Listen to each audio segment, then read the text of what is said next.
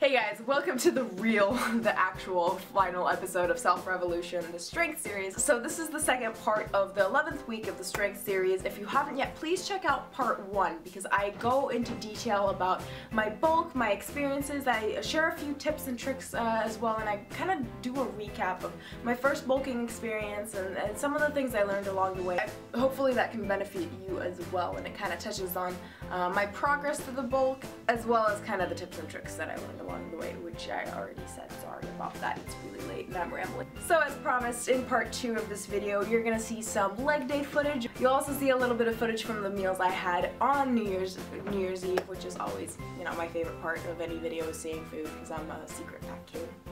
And as promised, at the end of the video, I'm going to tell you guys about my plans for what am I going to do after my bulk is over. So stay tuned for that and let's get started. Guys, I just made chicken again, which is really exciting because that's one of my goals, is to actually eat more real sources of protein. So not just, you know, protein powder and bars. One of my goals is to actually eat more chicken and more real sources of protein. So we got a pretty bro meal here. Have some chicken in teriyaki sauce with some sesame seeds on it. Brown rice, which doesn't look very pretty because it's Kroger, basically instant rice. And then this is some Russian vegetable stew thing. I don't even know what to call it.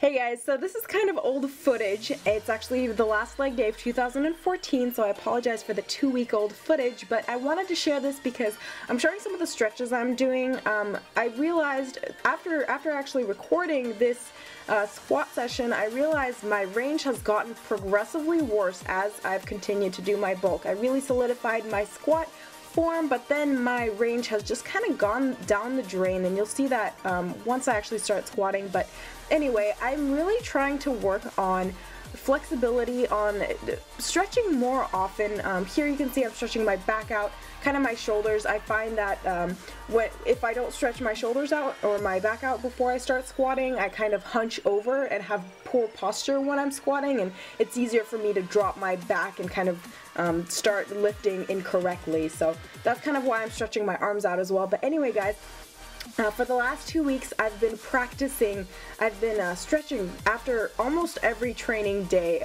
definitely at least 10 minutes after leg day, but also before leg day. I'm trying to stretch as much as possible, and it's definitely helped me in my range. But this is footage from before, when I wasn't really stretching, I wasn't really taking it seriously, and you can see my range is compromised. This is only about 95, maybe 100 pounds, which isn't really too difficult for me, but you can see I'm not really hitting that. And I think it was really helpful to actually record myself, and you guys know I've preached this before. If you think you're not strong in a particular exercise, or if you feel like you've plateaued, record yourself, even if it's on your phone, just to get a sense of what you're doing, and it'll help you out a lot.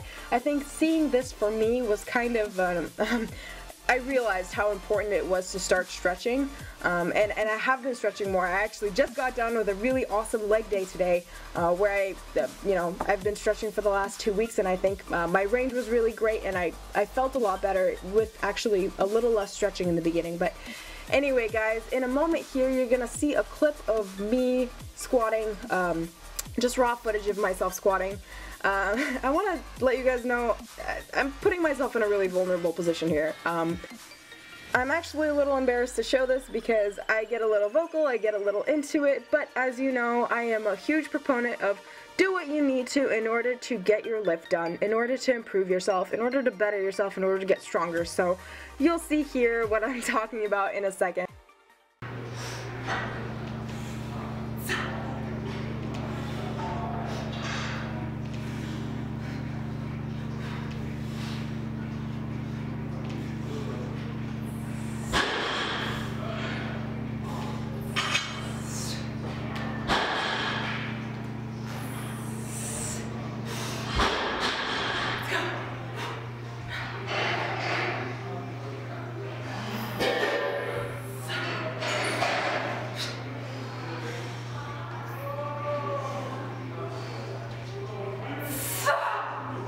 So to be honest with you guys, I was really hesitant of actually playing that raw and letting you guys hear that because it's a little, I don't know, I was a little embarrassed when I first heard it.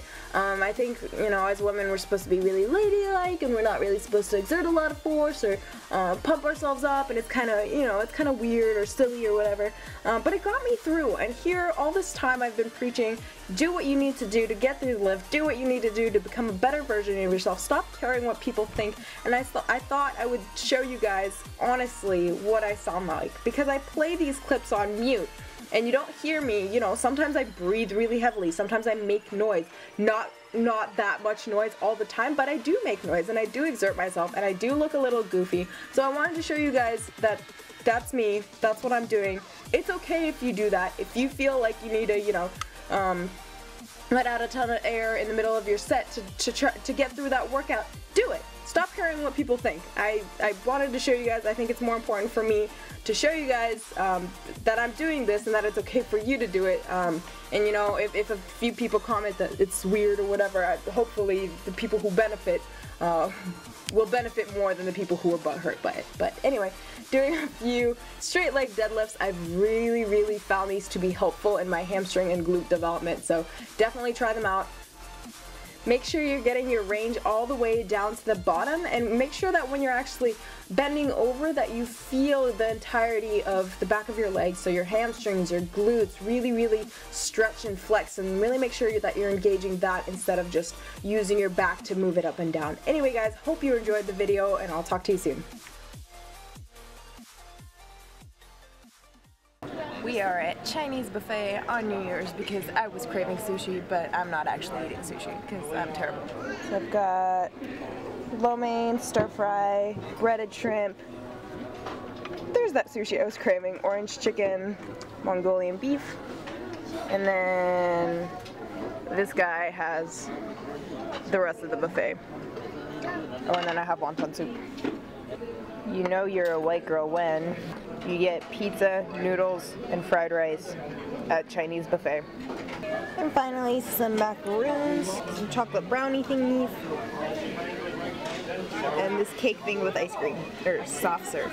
So we're at Red Robin, which I looked up the nutritional facts on the menu online beforehand, and it's like the least macro-friendly chain restaurant I've ever been to. So I'll show you guys what I got, but this is probably the least macro-friendly restaurant in terms of fats, unless you get some sort of salad. But so I got a prime rib dip here, and instead of a side of fries, I got a side of, it's a cup of tortilla soup. Alright guys, thank you so much for watching this video. As I promised, here is the quick intro about what you can expect from this channel in the future. I have decided on a show. It is the Emerald Cup in Bellevue, Washington, May 8th through 9th.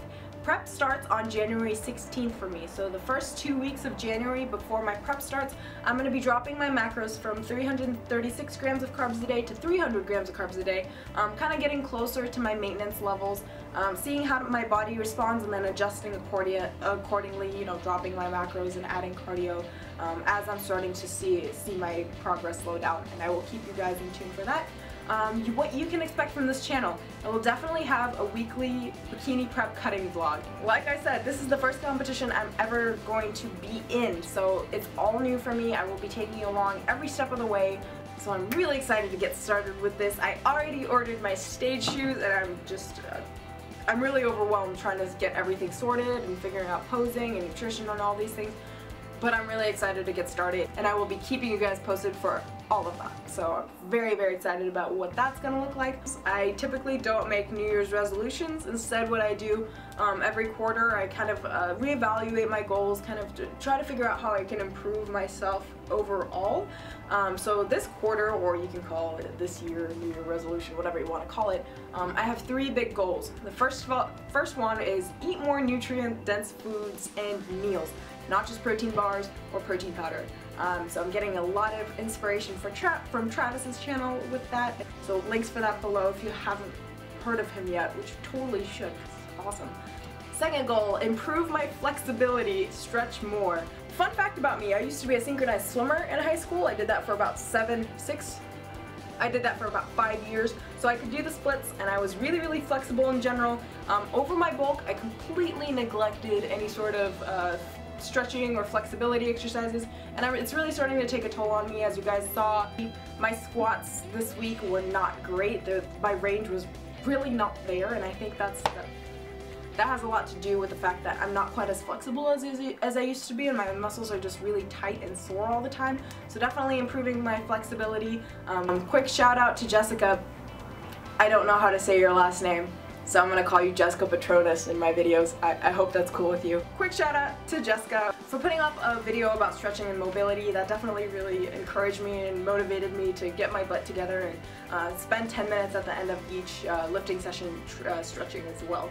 My third resolution is make time for friends. As soon as I get really busy, especially with schoolwork, with YouTube, with my fitness goals, whatever it may be, my social life goes out the window, and I need to start putting time aside for my friends and family, because I definitely neglect that, and I don't want to be that girl who's always in the gym and always on YouTube, but doesn't hang out with her friends or throws that out the window. So I want to say a huge thank you to you guys. This was a really fun series for me to do. I learned a lot. Hopefully you guys took something away from it. I love getting to know you guys in the comments. I love hearing what you have to say, hearing about your stories, where you're at, what your struggles are, and you being able to connect that. I really look forward to reading all you guys' comments, and as you know, I respond to all of them, so keep that up. If you haven't commented yet, please do so, because I want to get to know you guys. You guys are awesome. You guys have been supporting me. I want to do everything I can to support you guys, so let me know if there's any sort of content, any sort of topics that you want me to cover. You guys, thank you so much for your support. I really appreciate it, and I'm so excited about what 2015 has to bring. If you haven't yet, please hit that subscribe button, leave a comment below, and as always, don't stop growing.